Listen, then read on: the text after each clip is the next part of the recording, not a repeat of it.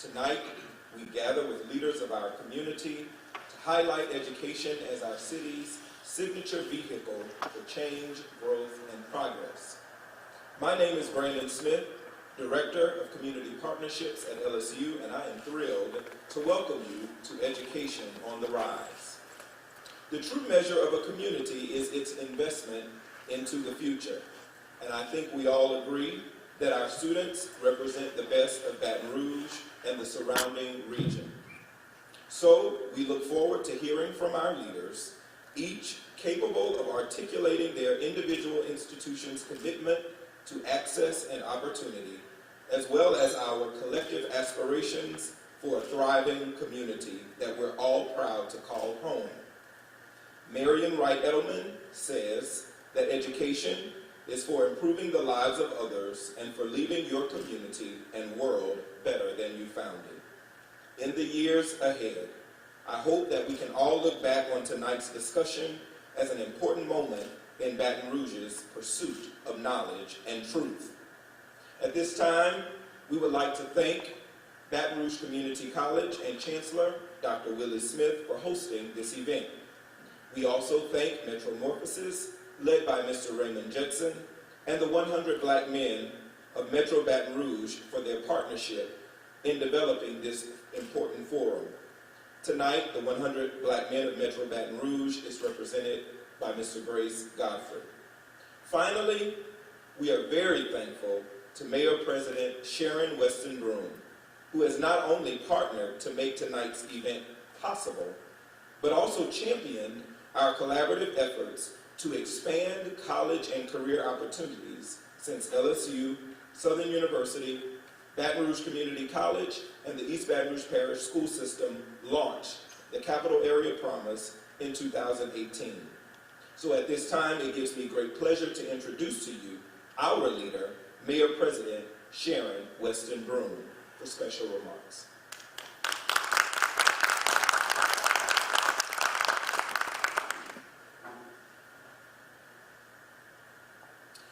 Thank you, Brandon, for the introduction. And good evening, everyone. I want to start off this evening by thanking all of the representatives from our educational institutions for joining us to participate in tonight's discussion. And of course, a special thank you to those who are tuning in live via Facebook to our program. We've come together to organize our Education on the Rise program to discuss how we plan to further our commitment to growth and progress within our educational institutions in Baton Rouge. I'm excited to be here with you to observe, highlight, and call attention to significant developments in education within our community. Our educational institutions and their leaders are key players. The East Baton Rouge Parish School System, Baton Rouge Community College, Louisiana State University, and Southern University undoubtedly impact tens of thousands of East Baton Rouge Parish students every year.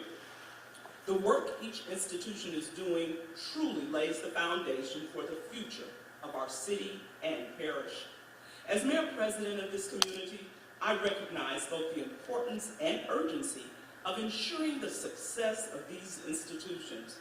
They are key to ensuring success for our youth, our communities, and the entire student population within the capital region. And I'm glad to be a part of the partnership that encourages our universities and schools to work together as a unified force for the betterment of our youth. Our speakers serve in leadership positions that empower them to directly shape opportunities for our residents, both in and out of the classroom. I must say, it is wonderful to see a group of leaders who are representing the larger makeup of our community. My hope is that everyone within our city recognizes the importance of representation, diversity, and inclusion. The gentlemen here tonight are living proof that a true leader can attain any position. This advancement comes with tenacity and the belief that you can excel to the highest levels within your industry. It is so important for our young people to see that their dreams are attainable. Therefore, we celebrate this historical moment within our city in which 4 African American leaders head our local institutions. I am thankful for so many trailblazers who are with us this evening. We all play a role in improving the outcomes for our community. Our continued partnership, dedication, and determination will allow us to build the foundation of success not only for our students, but for our entire community, regardless of their background, their experiences, or their zip code. I look forward to continuing to build this foundation with all of you. And with that, I thank you for the work that you do and for your commitment to growth and progress. It's time for us to kick off our discussion. Thank you.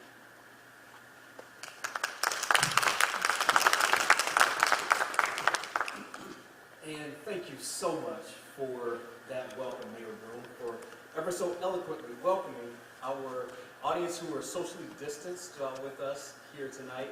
And for those of you who are joining us online, thank you all so much for taking the time.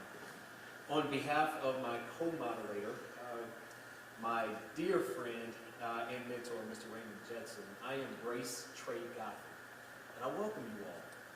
And tonight, this conversation centers around the gentlemen who Mayor Broome spoke about. Distinguished in their careers, leaders at their institutions and in the city of Baton Rouge, Dr. Narcisse, Dr. Tate, Dr. Smith, Dr. Belton, thank you all so much for coming and joining us tonight to memorialize this important moment in the history of the city of Baton Rouge. So thank you for having this conversation with us. And with that said, let's go ahead and dive right in. The first question out to the panel. If you all had to choose one move that you all made in your careers that set the stage for you getting to where you are now, what would that one move have been that was the catalyst to bring you all to this stage? Dr. Narcisse, let's start. I think about a lot of different movies, but I probably say the movie I start to listen and learn.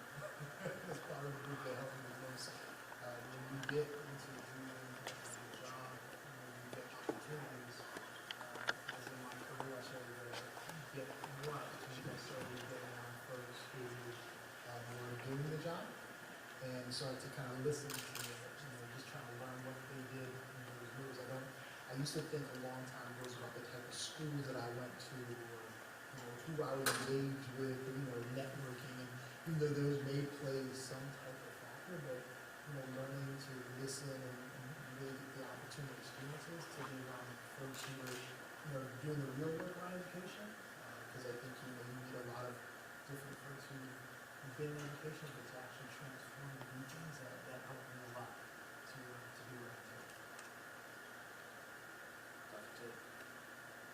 So my move is not one that I made. Actually, I pondered it, I've said this over and over, the biggest, most influential change in my life happened when I was in second grade. And when I was actually between first and second grade, and my grandfather went to my mother and said, I don't really think the school he's attending is of high quality, and I think he should transfer to another school.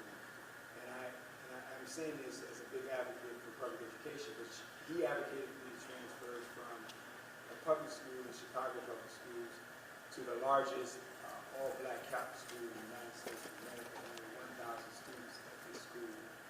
And my mother agreed. I did transfer to that school. The principal was amazing. The pastor was amazing. There were 2 African-American men. They set an outstanding example for me. Everything I learned after that was mostly technical. In essence, they provided a moral foundation for me, a way to think about the world, a way to see other black men in leadership roles, and really handling the business at hand. And quite frankly, it changed my life. Dr. Smith. Thank you. I think for me, not piggyback off Dr. Tate, but mine started probably from a social society issue. I grew up in the South, raised by a single black mom. Normally, where I was raised in the discreet neighborhood, Harvard Project, ghetto as you call it, you don't tend to see many role models. people and influence and that sort of thing. And so for me, as I saw my uncle every day get up, go to work, and went to one college at Alabama State, didn't know about college anyway. And when I came of age, and I wanted to be similar to my uncle, I wanted to do the things he did, and join a fraternity, get education. But as I got into education, and I started seeing that so many poor, disadvantaged people, minorities, people that look like me, was forgotten or left behind. And so I knew that I wanted to do something different. I knew I wanted to be on the stage with these esteemed gentlemen, but I knew that somebody had to advocate for the poor people, which I was and where I come from. And so I spent my career, being my passion, advocating for student success. And so I knew that if I wanted to change this world, I wanted people to have a different level of experience and learning than I had, a different environment, financially than what I had, and whatever. And so those were the things that got me here to be on this journey. Yeah, so I was a military brat who went into the military and really had no appreciation for higher education. In fact, I enrolled at a community college simply to take advantage of my GI Bill, not to get into the military. And I ran into some faculty members who really touched me and saw something, some promise in me. And that really touched me and really helped change my whole world view of what opportunities may lie if you sought and attained an education. And then, secondly, I think what really sold me, because even then, after I graduated and began to teach at a community college, I had envisioned it to be a short-term stay. Clearly had never envisioned myself being a faculty member. But, you know, to have the opportunity to engage with students and witness their transformation, I mean, it had so many intrinsic rewards for me that I bought in. And I said, you know, there's some value. It may have been selfish at the time, but I got so much out of that I felt like I want to continue to try to contribute and have some minimal effect on one's attainment. So we're going to, Dr. Tate, we'll start this question with you. I found it interesting that each of you gentlemen in some way talked about important role models. Whether it was listening, whether it was the role models in second grade or elementary, your uncle, the faculty members. So there were those who were good examples for you. Let's take it in another direction. What missteps or mistakes have you made along the way that you wish others would not have to discover on their own? That's a tough one. But the way I would look at it is, as I was progressing my leadership roles, and things were going extremely well, I tend to be an analytical person, and I can easily sort of digest the situation and then tell people this is really what's been happening, we need to do X, Y, and Z. And generally, I can do it in a way in which you actually don't get to know me. You only get to hear what I have to say and the analysis that I offer, but there's this veneer of, you know, the guys just being very analytical. And so I had something called a 360 done while I was a dean. 360 is an evaluation. And they told me in the 360, because it's the people you report to and the people that report to you, they basically said to me that, yeah, the guy's really smart, but we don't really know him. And it reminded me of something, rules without relationship leads to good better. A very wise man said that. So my next job, which really started almost a week or two after the 360 was done, because I was going from Washington University to the University of South Carolina, I made it a point in the middle of the pandemic to build as many relationships as I could and just be as transparent as I could possibly be. And it turned out to be the best professional experience in my life. So I tried to turn what had been weakness into strength. just one misstep or mistake along the way that others shouldn't follow. Well, you know we like to be Iron Man, we don't make mistakes and all that stuff. But I think for me is, and I get teased about this a lot, but I have to really think, I think it's oversight, not really a mistake, but I also think it's simple, and that is being a good listener. I will tell you that there are times when I'm so passionate about something, I want to get it done. I don't hear the argument, I don't hear any of the problem, I hear say, how we get it done. And I think in leadership too often, we jump into things, we want to solve the issue and be successful, and we don't take the time to listen. And actually, I think I get it honestly. I think I get that from my daddy, so to speak. He didn't ever listen, he was a baby.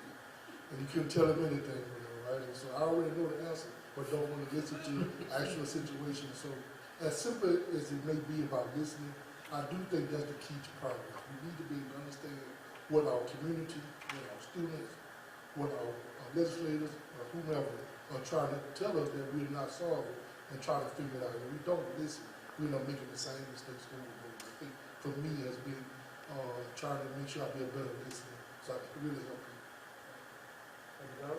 I think it's pretty much the same way. It's just being patient, but in some cases the lack thereof. And sometimes it's easier to do things yourself than waiting on someone who you're directed to do it as is prescribed. But it is their role, and in so many ways, you're insulting them by not allowing them to do it. It's as if you're saying, you're not capable of doing it, so I'm going to make this decision, although it's yours. I take it to another level, too, because,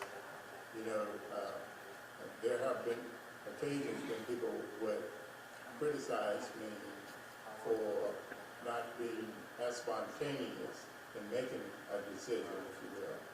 And, I really take that to heart. Any decision I make, I really try to do a lot of diligence prior to doing so.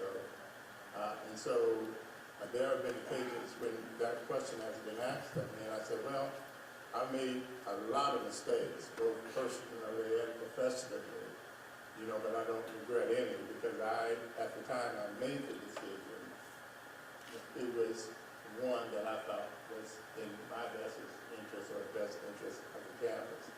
So for me, I think there is value in just being patient and allowing you to, allowing yourself or giving yourself permission, if you will, to deliberate and to be as informed as possible as you make lifelong decisions. Thank you, Rashid. Yeah, as I was listening to it, I was trying to think that I probably, like many of the panelists here, probably made a whole lot of mistakes. I had to learn over time. They used to tell me, as long as you can wake up the next day, it's a new day, you can make adjustments to that. But probably the one thing I probably got better at, especially working in jobs where you're really pushing hard to impact community and make change and those things, was staying convicted around what you know is right.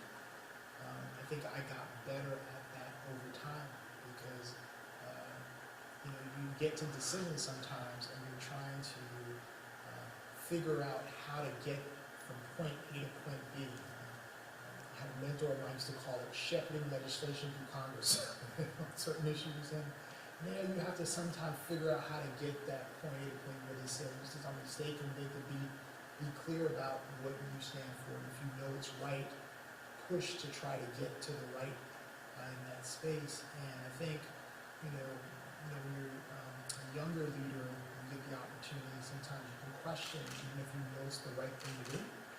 And I think I had to learn a lot of hard lessons in that over time.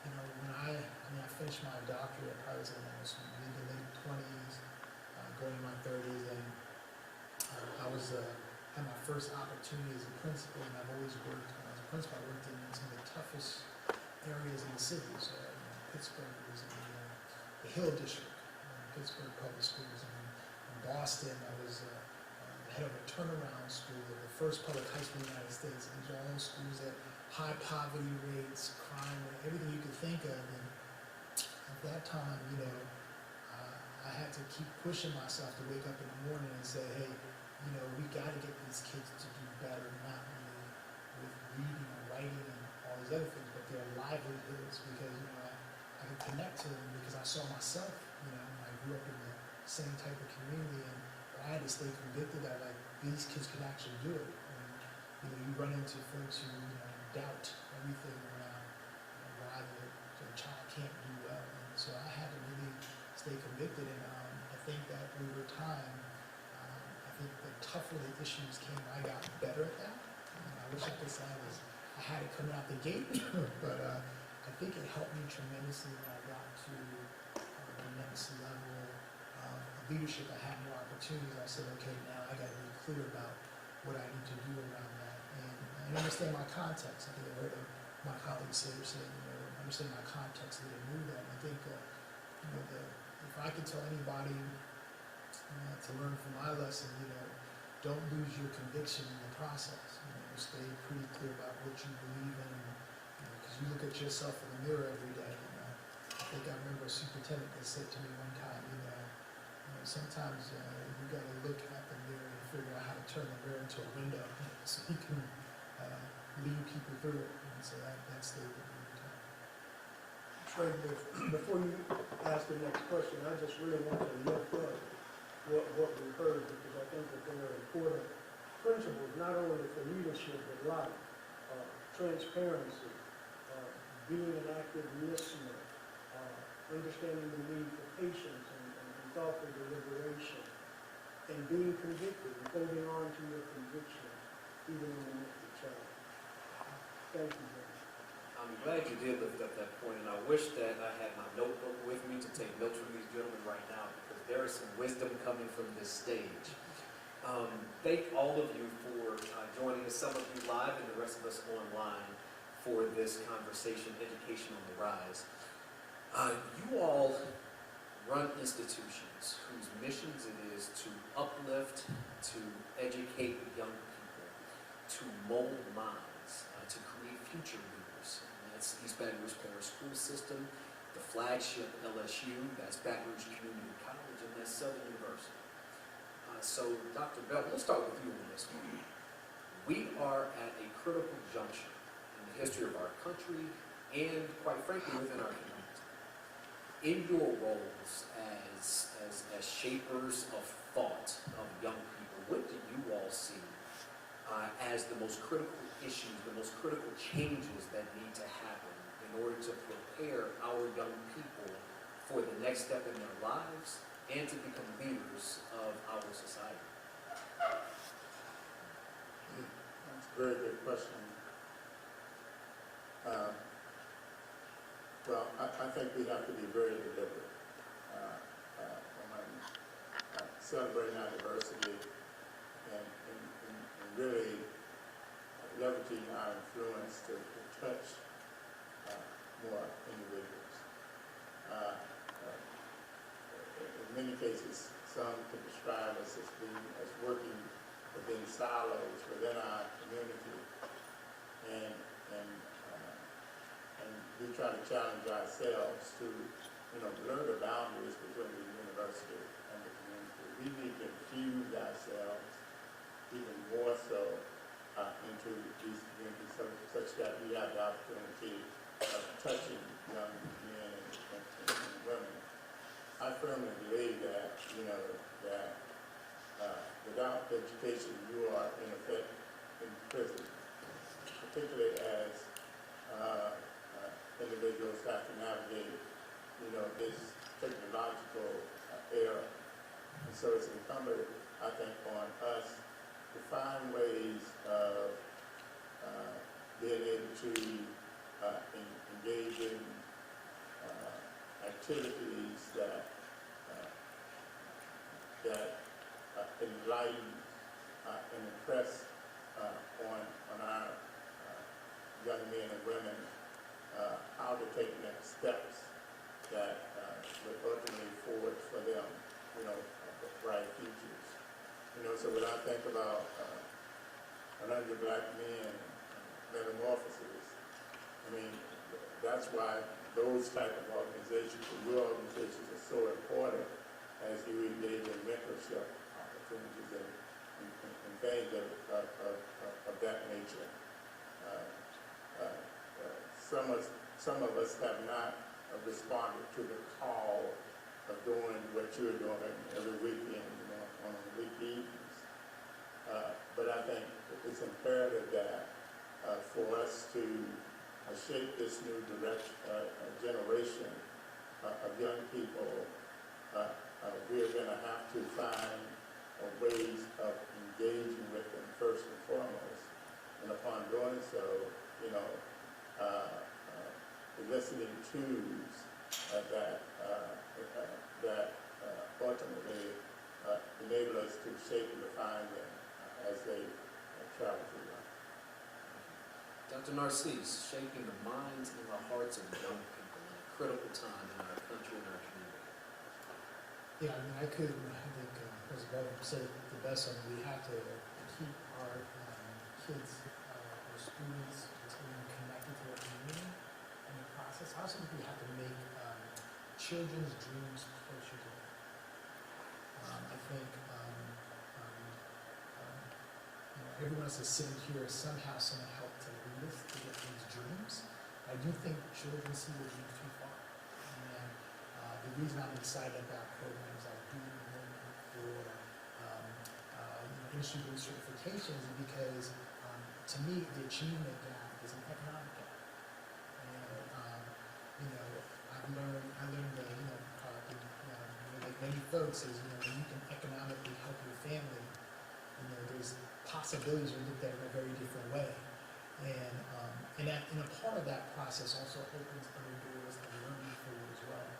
And I think that children in this generation, which is much more of an instant gratification generation, about social media and all these other things, they don't see success, I think, the same way probably the previous generations that saw success, or they don't see the pathway. Is probably what I would say.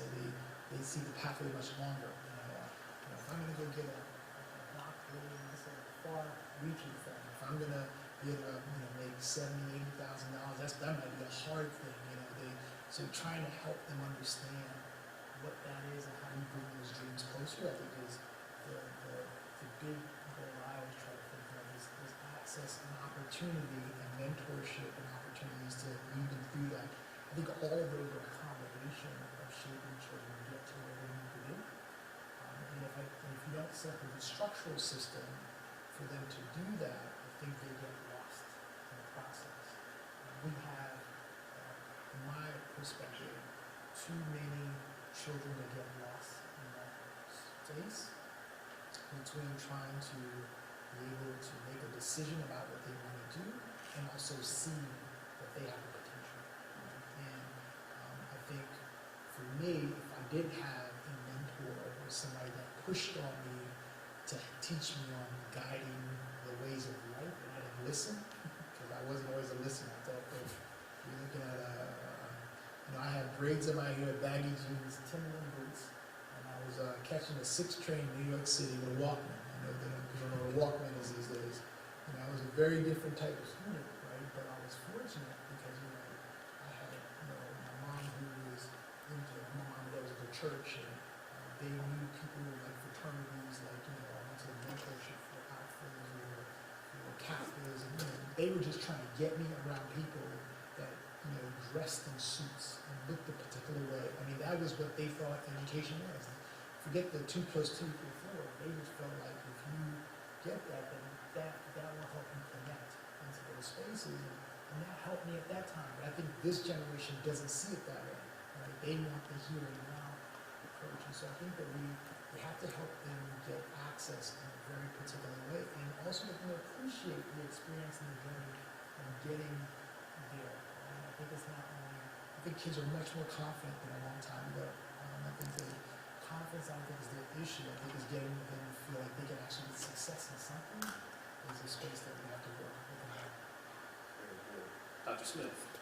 Well, good question. I think Dr. Bilge and Dr. Narcisse basically hit on some of the things that I was going to say, but I also think for me is, I think we have to meet our students where they are, and young people in general, where they are.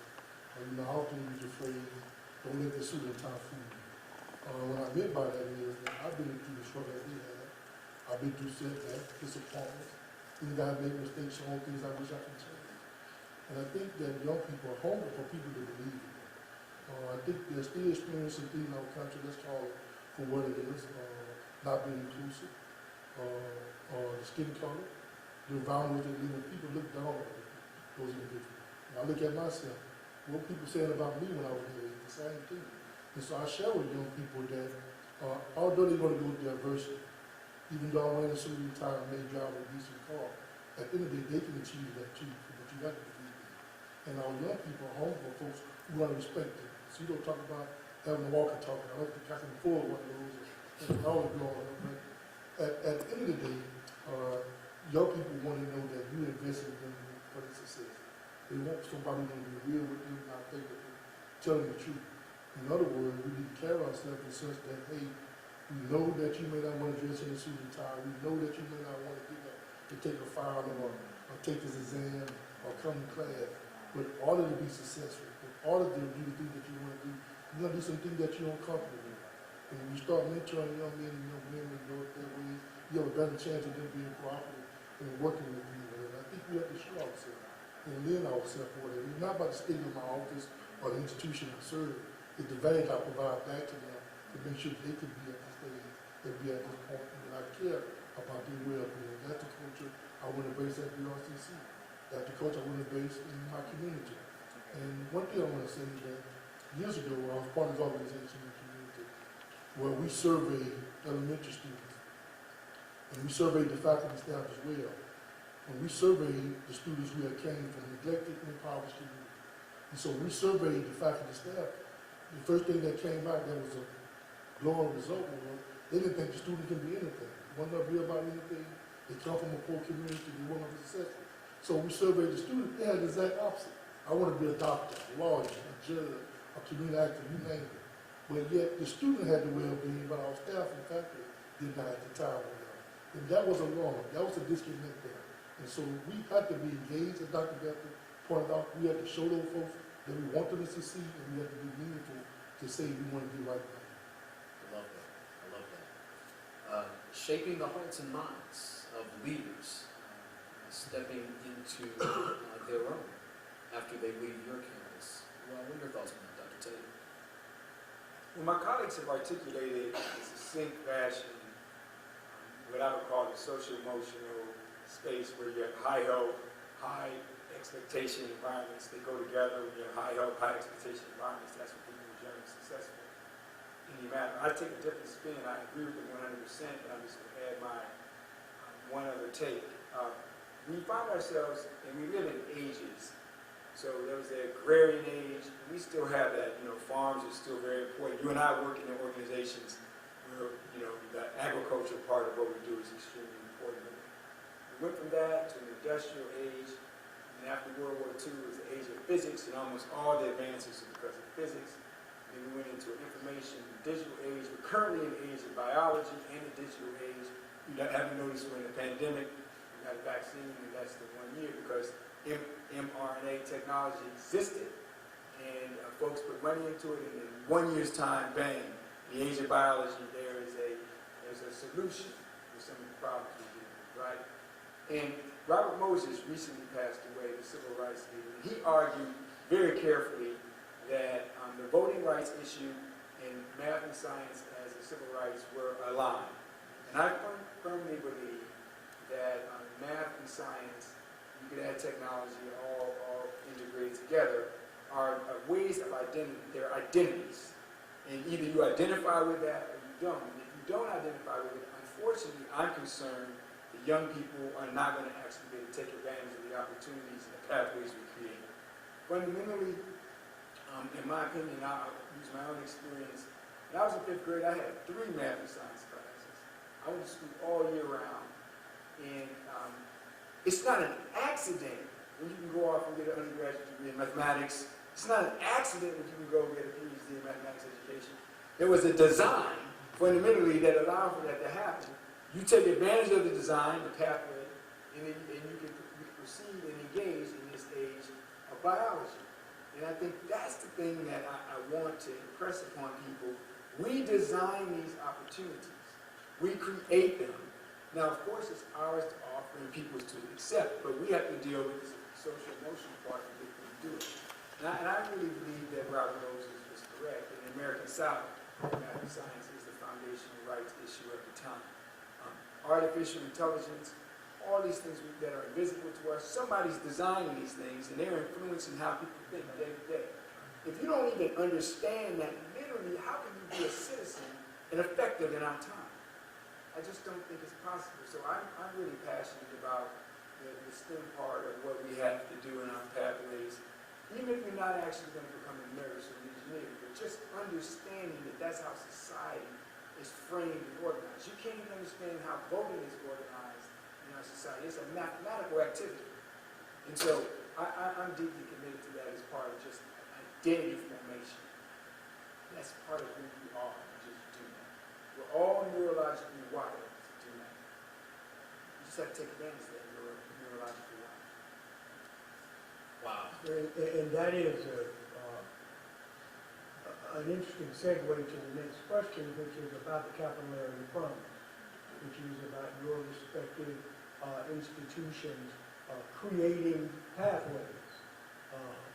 And so in your mind, what is the potential? And it's interesting, Dr. Smith, that you're between these two institutions because in so many ways, for a number of students, BRCC is a pathway to their institutions. And Dr. Narcisse, you and Dr. Smith have worked, come together to talk about some really dual enrollment and other really important actions. The capital area promise, under your watch, what do you believe is the potential of this effort to create these college and career pathways? And what has to happen? What is the design that needs to be in place to make it effective? Dr. Smith, you want to get us started? Thank you for that question. Really good question. You know, I arrived here in capillary promise was already thought of as a vision. I want to thank the mayor and previous administration for putting the capillary promise together and bringing it. I would tell you, as I understand it, as we've been working, it's about providing access to students to understand about the college culture and enrolling in college, develop dual enrollment courses, and matriculating those sort of things in the college. I don't want us to forget that, while we want to make sure they can access our mission, they need to complete. Too many of our students that leave our institution sometimes, they start but don't complete. And so let's talk about that, what that means for me and my institution, what we're doing with EBR that says. We know that a large number of students are not going to need to come to us or maybe our four-year partners. And we know that our average age here at Valley Community College is 26 years of age. And so that means that we're not getting 18 and 19 year old, we're probably getting less than 14% of 18 and 19 year old in my institution. And so what Dr. Narcisse and I looked at is, and we talked about very passionately, we were one of the things out at Dean Oaks High School right now, when those students come in that grade, why can't they, or why won't they, or why won't us support them to making sure that they enroll in college, they get that in that grade year. And so when they hit college, with the access of coming to a college, but certainly going through the secondary, getting the secondary high school diploma, and they should be engaged to get their social degree. Too often we see young men and young women, Trey asked this question earlier, but we need to embrace it with them. We see a lot of them walk around without any formal degrees, or industry-based credentials, anything, and we get them at 26 years old, so that means life had happened between 18-year-old and 26. So some 8 years we've had. If you run the dating statistic, they have children, they have started their life, they're working at not very attractive jobs, and so why not? And partnership we have built to get them engaged early on in high school. So I see capillary promises, capillary promise, metamorphosis, use your term, Dr. Jessica, to making sure that every student should have the value of getting a high school diploma and a social degree, and we should do a good job handing them off to my two brothers right here. And if we do that, then we're going to make sure our community, and certain community of colors, is going to have an advantage down to be successful. Where they may not go to university or they may not come to community college, but at least they have a skill to get a good paying job and take care of themselves and their family. I think this is what Capital Area Promise can bring in the future, and something that I'm committed to do for every student in Baton Rouge. For the 40,000 plus students in EBR, so certainly a meaningful start. But what is the hope of the Capital Area Promise? And what has to happen for that hope to be realized? Yeah, I mean, I couldn't say it better than what Chancellor Smith has said. I think, first of all, I think it's just, I think it's brilliant. When I arrived, it was already in place. I think, as I told people, Baton Rouge has untapped potential. I think this is where we maximize that potential. I mean, those urban districts like EBR, to them we see this as risk. Let's give kids all these different options. I think as Dr. Tate talked about, everything happens by design. And we get to influence the design. And part of that influence is if you begin to expose kids as early as possible into these pathways, then you get untapped potential in ways you didn't think about. But you got to first expose them into that pathway and put all the other components, whether it's social emotional support and mentoring or all the other pieces into play. I see, for me, I think I've been saying this the day I took the job, that if I can get everybody to see what I see, to me, I don't only see it helping the transformation of some of our communities. I see the transformation of all of our communities. And I think it also raises the capital of the city in a very different way, not only from an intellectual space, but also from an economic space, right? Because when you begin to make those type of transformations, then you have a very different type of city where you can look at different resources in a way, different organizations in a way, different companies in a way. There's so much more potential that maximizes that. For me, what I'm working to do is to really push in partnership with the chancellor is to try to see if we can maximize the entire school system to be in a very dual enrollment, industry-based certification approach. Because there's things that happens when kids complete this that really is transformative. For example, if a child comes out getting their associate's degree and decide to go to LSU or Southern, they would automatically be able to qualify for scholarships, right? Because we have TOPS, we have all these things in the state that's been set up for that, right? And you have a very different child. If they say, hey, I don't want to do that, I just want to go work for industry, they still would have courses within, and then also they can go right into, getting an associate's degree or getting an industry-based welding or something like that, where they're making $60,000, $70,000. I mean, they're making money to take care of their families, and versus where they would not see that dream. And I was telling Trey before, was trying to make their dream closer to them. I do think there's some components we can capitalize on. For example, I think a part of children's learning, if you took the example of people who go to medical school, right? They go to medical school, they do a residency program. Right? They're in their residency, they're learning. They're not getting paid a whole lot of money in residency, right? But they're learning as they go through. Think about if we added a component in the process where children were able to do residencies in industries that they wanted to be in. Instead of saying, I'm going to go work at McDonald's or Burger King for $7 an hour. What if I'm going to work in nursing? Or if I wanted to go, my goals are one day to be a doctor or something like that, but I'm in that pathway for pre-med, I get the industry certification, then I can go to LSU, Southern, to the next level. I mean, there's so many things that would transform not only what we do today, but it's just the cities in general. And I tell people, you transform the school district, and you transform the city, and you're having a totally different conversation. It's a totally different child that's going to post-secondary institutions.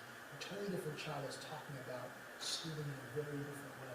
Right? And that is what I think Baton Rouge potential is, that I think is tremendous. Now, whether they thought about this or not with Capital Area Promise, I'm pretty clear that it's the right strategy. But government, Capital City Promise, and you and Dr. Tate certainly lead institutions that are in a slightly different space. Well, but let me digress a little bit because I'm a big fan of Capital Area Promise. I think it's appropriate to acknowledge Mayor President Broome for her vision and leadership in shaping this opportunity for chancellors and presidents to really collaborate. You know, I had in recent years, I've had the honor, really, of congratulating these leaders in keeping with their appointment. And quite frankly, I'm impressed with each of you. But I think it is the Capital Area Promise that really sets the foundation for us to leverage our influence and shape the pathways for students. You know, I really believe that we're leaving a lot of kids behind. And, you know, and what this does is really provides for young people and for us to increase their college going rate, particularly for African American males. I can tell you, when I look across the higher education community, particularly amongst HBCUs, we're talking about, I guess, a good, if I would say, if an institution is doing a great job, it's if 40% of their student population are males. That's doing a good job. And certainly you frequently come across, particularly males, who would be the first to tell you that, you know, college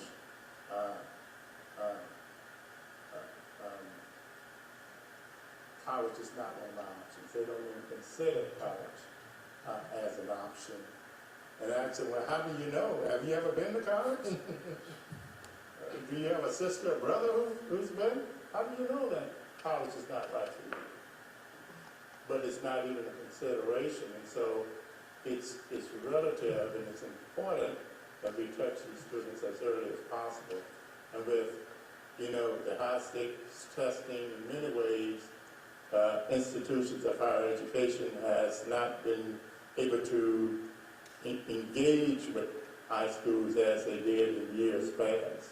And so with this, under the auspices of this program, I really think it has allowed us to engage with the professors and faculty in post-secondary and elementary institutions to introduce our institutions to them, whether it be at Southern, where we hosted all the 7th graders across East Baton Rouge Parish, and now probably enrolling more students in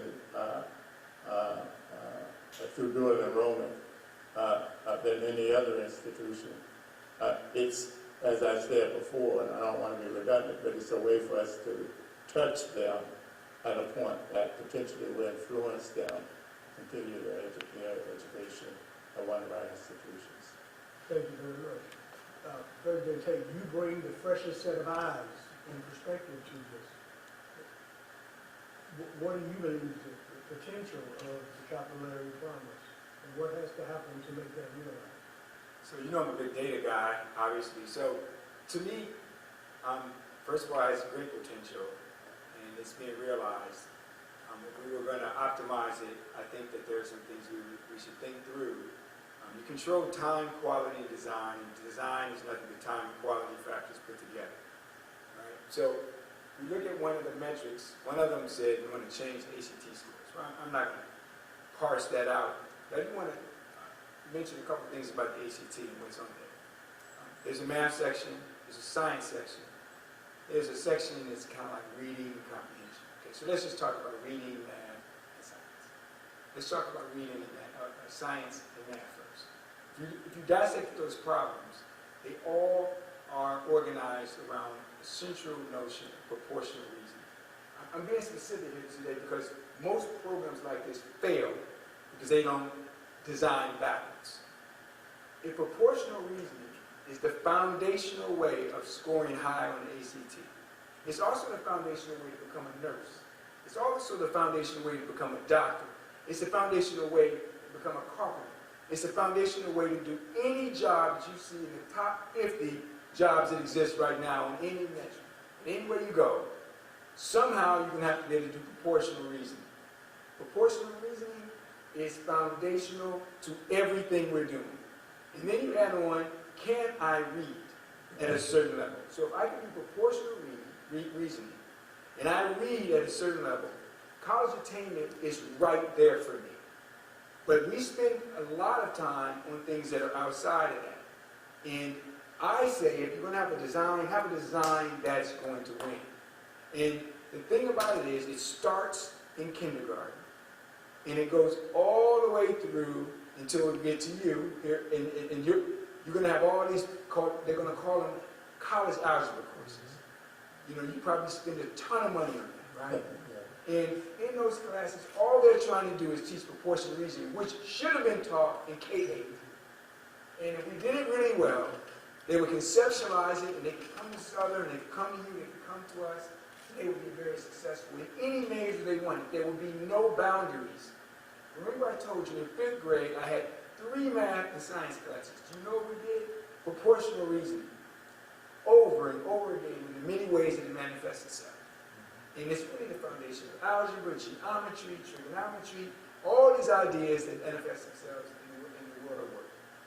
And that's what I'm saying. So when we design things, I know all of us working really up here, but under here, the engine has to be that. That's the way we have to get people to where they're going to go. And the metrics are right. It's about designing to the metrics. Thank you very much. Thank you. I have about 4 follow-up questions to that. We're going to keep it moving. Thank those of you who may have joined us late. Welcome to the conversation, Education on the Rise, with the educational leaders of the institutions in the Baton Rouge area. Let's become visionary for a second. It's 10 years from now. And in the period between now and then, there's been enormous growth in the city of Baton Rouge, in this area. What has happened in that 10-year period that has created this amazing city of Baton Rouge that we're seeing in our vision 10 years from now? What's happened in that time space? Let's vision this out a little bit.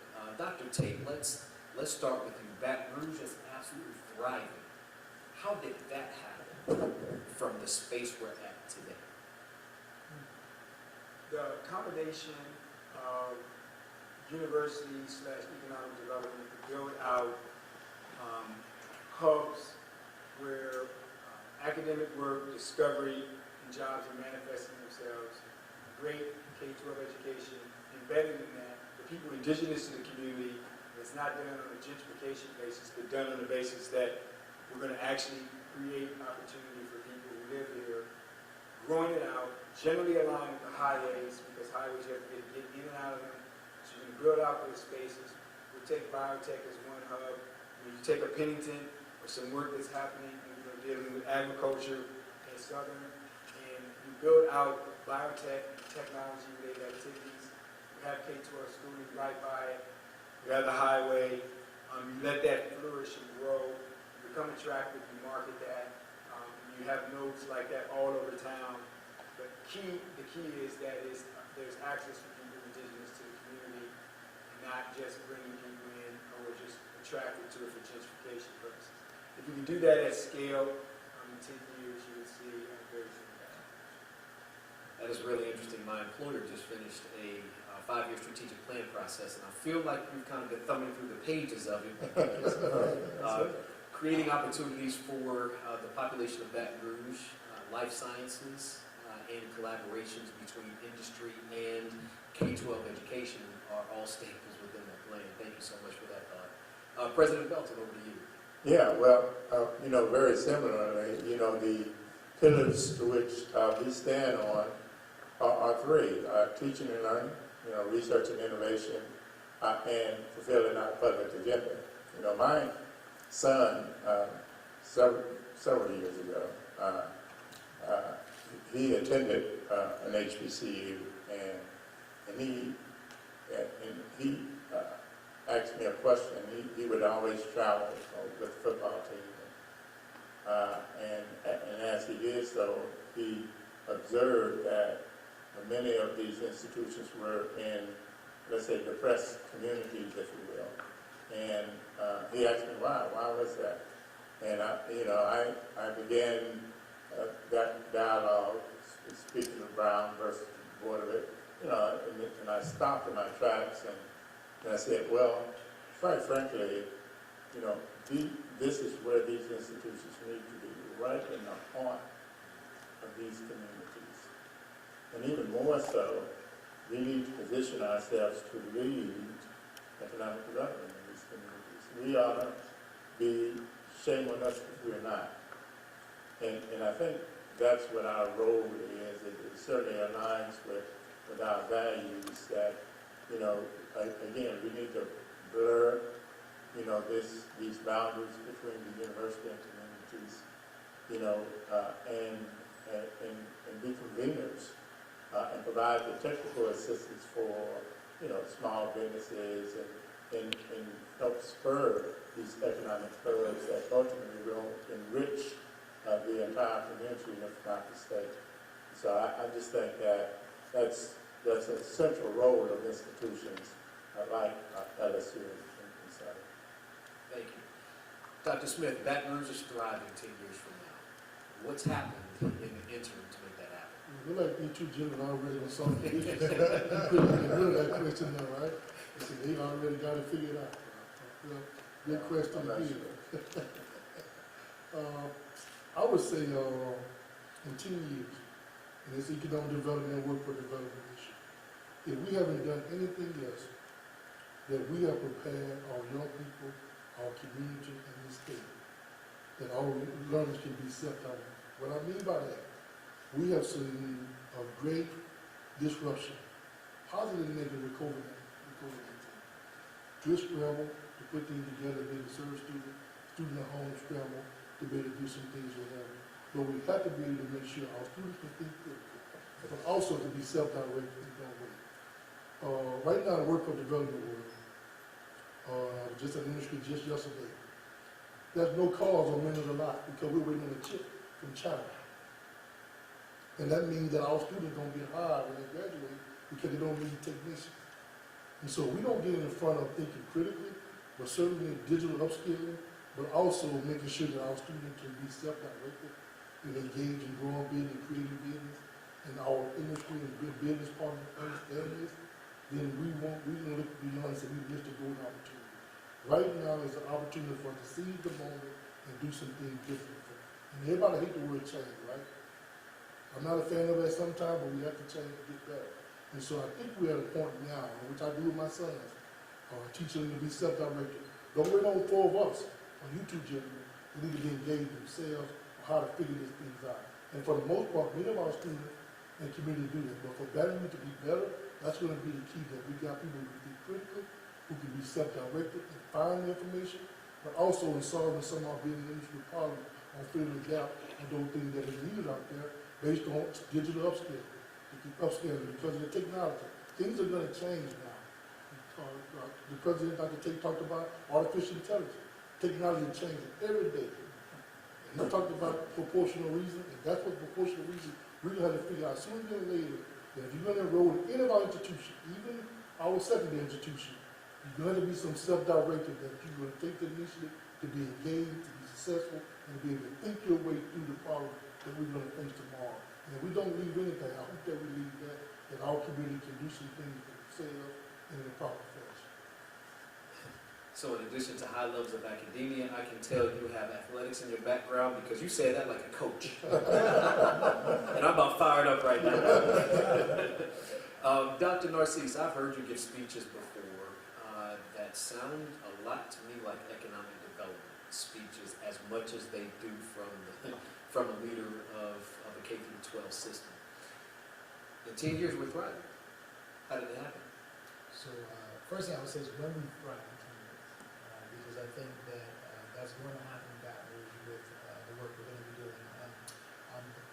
I would first add that we have to be more progressive in our thinking about not just K-12 but early childhood education, starting from 0 to 4, that we have to create pipelines for kids to learn. I mean, you heard, I think Dr. Tate talked about all the exposure he had in math, 5th grade, and if you probably go to each of our backgrounds, there's been some type of exposure happen. But I think you know, we have to tie our schools to the current industries that our city has now and that's coming in the future.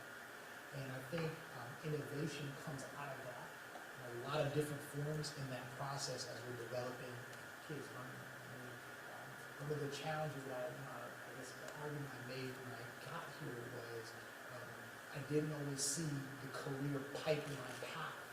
And if you work with children from 0 to 4, getting them in the pipeline from the time that they are born, then getting them to go through the pipeline and being exposed as early as possible to courses and industry-based courses and all these things that are connected to the job and opportunities that are currently available in that city, you don't know that you create a totally different type of child by the time they get to the 12th grade or by the time they get into post-secondary institution. I think the current model that we were always under was always to try to problem solve this old way of looking at schooling. And I see that in our future, as we design the early, from the time that we have kids walking from the time that they're born into the time that they leave, myself going to Chancellor Smith, or going to President Belton, or going to President Tate's school, you have a different child that you have, or going to a company that is currently here in the city. I think we have to be able to think about it in that way. And I see that economic development happens even faster because you have a different type of individual, you have a different transformation happening in communities, you solve a lot of economic gaps in a very different way. And so I just see that is the future. And what I also see is that the competition for companies coming here becomes different too, because we become more competitive to folks because we have a workforce that has the necessary skill sets to do what they need to do. And all of these things to me are connected. And I think the faster that we can put those things together, and I think that's why Reverend Justin said, the capital area promise has a baseline for that to happen, and bringing those pieces together, the faster the city will grow. And then when we are looking at our city, we may all not get credit for this type of stuff, because I told folks, everybody likes to be on a winning team when they're winning. Baton Rouge will be looked at in a very different city in that type of success, and I think that's how we have to keep that work going from early childhood approach from the time that they're born all the way to the time that they leave one of our institutions.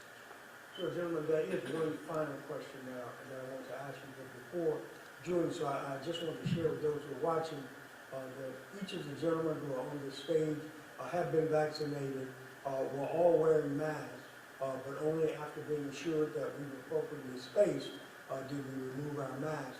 And so I want to encourage all of you to make certain that you take care of yourself during this very challenging time. And so there's no way that we could have this moment without this question.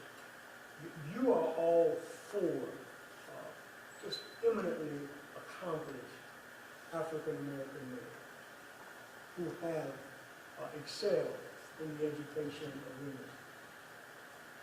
Yet you each lead institutions and now live in a community where the outcome for black boys and men is not nearly as aspirational or encouraging as your experiences. How do we change that? What happens while you are here to say to young boys and young men in our community that where you sit is attainable for them? Actually, Thank you, President. I said it earlier about believing in our young people, and I'm a 70s baby, but we heard this in the 60s, the 70s, the 80s, the 90s, the 2000s, and now we're in 2021. What we're going to do about the plight in black men. We know that more black men and young black men are incarcerated and in jail than they are probably sitting in our institution. Systematic. And for me is, I think we have to, as again, meet those young people where they're at. We have to be mentors to them. We have to provide community initiatives that engage them in the community or where they're at. Because oftentimes you feel like those young men, which I was one, they're not going to come to us, as Dr. Belton pointed out, because they don't see themselves being successful in college or in our environment. And so we have to do some initiatives that are going to meet them in the community. And so for me, at Baton Rouge Community College, my objective is to engage different programs that will meet young men of color and young women as well, and anyone in their community and where they're at. But we're going to engage them that we believe in. We know that they're capable. We're going to give them a rigorous education and training. We're going to give them the tools and skills, but we're going to need them to understand that we're in this boat together. And if they have aspiration on being like one of these gentlemen on the stage, or even me, I oftentimes share my call with the young men to try to be mentors to them and speak to them on the weekend. Years ago, my wife would get on me about always going to those communities, talking to people because she was afraid I'd get hurt. I said, this is where I grew up at. And if I can't go in my own community where I grew up at, as a chancellor and as an individual human being, then that let me know we haven't done our job.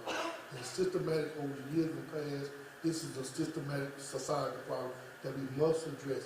Everybody has to be engaged in making sure that black men are respected, black men are invited to the table, and they're given the resources to be successful, to grow them, to nurture them, to do everything they can to make sure that they have a way to sustain themselves and their family. And quite often, you know it, and all of us here, we keep hearing, we see it on the news, folks complain about it, because people gave up on it. But nobody gave up on me, on Ray Belton, or Dr. Tate, or Dr. Narcisse. There was somebody in our lives that served as a mentor or role model to help us come along. That's what we have to make sure that from our level, we're going to continue to engage the community with that vehicle to say, hey, we're here for you. We want to impact your life. We want you to be successful. Dr. Johnson? Yeah, I'm not sure what more I could add. I think we have, again, been very deliberate in terms of trying to, shape cohorts on all of our institutions within the Southern system. We have male initiatives of the three out of the four degree granting institutions. They have programs that where it's really a cadre, it's a cohort of male students who are aspiring to become teachers. And it's with the intent that they will ultimately be able to serve as models and shape other opportunities for young boys and girls while in school. But it's a prominent issue, and one I think we have some responsibility for. I can't tell you, it's been a countless number of young people I've had the opportunity of engaging with, people who, young men who are not even teenagers yet, who have already determined that they will not reach the age of 15 or 16 and are comfortable with that. I mean, have literally give an indication that they do not intend to live that long, and seem as if they have incorporated that as a way of being. And so I do think that we have to blur the boundaries, serve as mentors, identify others, even student leaders who are serving in that role, such that we could provide for people other options. And so certainly that's one of the goals of our institution. It remains a challenge because sometimes it appears as if you're swimming upstream, right? But it has to be one of those imperatives that we don't give up. Dr. Narcisse? Yeah, I think that we have to, I think it was said already on the panel, we have, everything happens by design. And I think that we have an opportunity to change the design in the city. And when I think about our young men who are struggling, we got to do like my push is for all the kids in EBR. We got to bring their dreams closer to them. And I think that we have to have a collective strategy. Very rarely do you see where a the school district and the post-secondary institutions and communities all around one strategy and name. You don't see that in any city. I call it Haley's Common, right? And for us to be able to do that during this time, in this city, just imagine what is going to happen in terms of getting kids in the community to be in a very different place. I think the question is, how do we leverage our capital to do that? How we can be specific about what that looks like, no matter what sector in this city that you're in. And I think that having us to collectively say, here are the areas that we're going to measure that to actually happen together and how we're going to approach that will help our young men tremendously, because what our young boys get is actually different messaging. It's not always as organized as we think it is, as they matriculate all the way through. I think they also get exposure to stuff as early as possible. I always laugh when I hear parents say, I'm trying to protect my child from hearing about this, and this, and and I tell folks, kids learn super early. Why? Because they got social media that does all the teaching for you.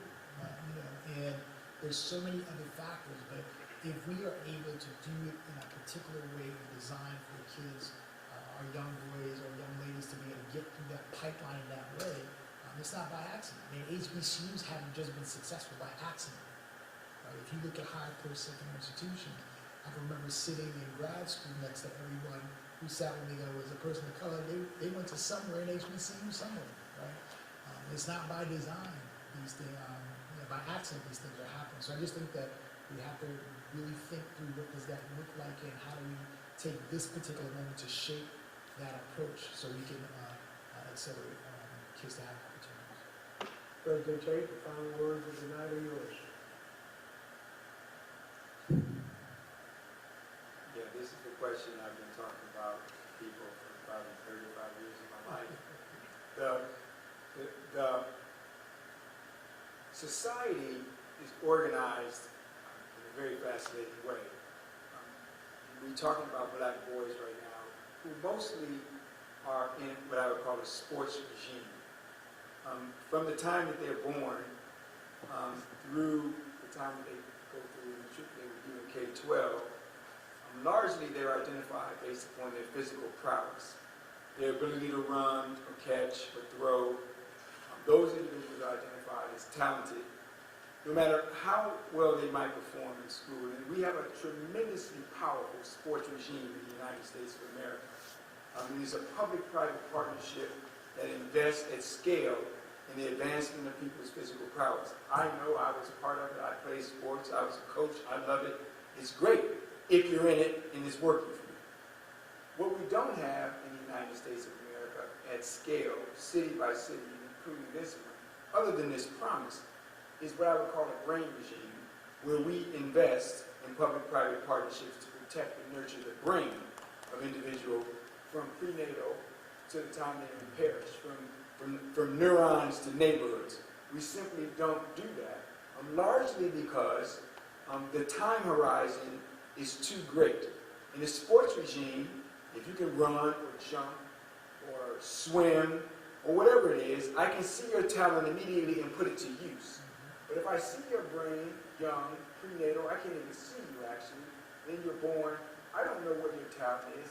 Why am I going to invest in that prenatal through what you call early childhood education? I don't know what's going to happen. I don't know if I'm going to invest in that kind of time horizon. Businesses aren't interested in that. It's too far away for me to actually see a benefit. The cost benefit doesn't work for me, even though cost benefits have been done related to this. Every single incentive related to brain regimes is negative. We spend an inordinate amount of money rewarding people for putting people in jail. We spend an inordinate amount of money for all kinds of other regimes that have nothing to do with actually protecting and nurturing their brain. So, by design, we have exactly what we planned. You could not have done this any better. I've said this in talk after talk. We literally have created this monster. Now we're sitting around with our intervention, with the resources we have, to intervene on something that is happening at a macro level at scale that's instantiated in the context of the history of this country. This is an unbelievable task we have before us, folks. This is an unbelievable task. I give great shout out to the mayor who's trying to intervene on it. But what we're trying to intervene on is quite powerful and not trivial, and require every ounce of everything we have in order to change it. Now, if we wanted to put together a football team, we could do it like that. It would be nothing, and it would be outstanding, and we would be able to tap into it, and we get uniforms, the best coaches, we have people giving back rubs, everything they needed. And when we talked about, we want you to know how to do proportional reasoning. We want you to be excellent as a deep reader. We want your mind to be protected and nurtured. Crickets, you get nothing. People just look at you. You see, because we have designed what we wanted. We have to now rethink our design and come up with something completely different, because we are facing momentous tasks before us. That's what I think about it. I mean, and I'm humbled to be part of it with the group here assembled for Baton Rouge. Excited to be a part of it, but I'm looking at it straight and no, it's not a joke. It's a serious matter. It is. Dr. Tate, thank you so much. Dr. Wilson, Dr. Smith, Dr. Brown, thank you gentlemen so much. Craig, final words for the meeting, sir. My friend, this has been an hour of an evening quite well spent. And we thank those of you who have spent it with us virtually by live stream, and those who are socially distant in the audience who joined us tonight. I feel a lot smarter than I did before we started, thanks to you gentlemen. To Mayor President Sharon Weston Broome, City of Baton Rouge, Capital Area Promise, my friend Raymond Jetson, Metromorphosis, and 100 Black Men of Metro Baton Rouge. We stand in great gratitude for the forethought that it took to bring these men. Thank you, Dr. Smith, Baton Rouge Community College, for making it happen. It's been an excellent evening, ladies and gentlemen.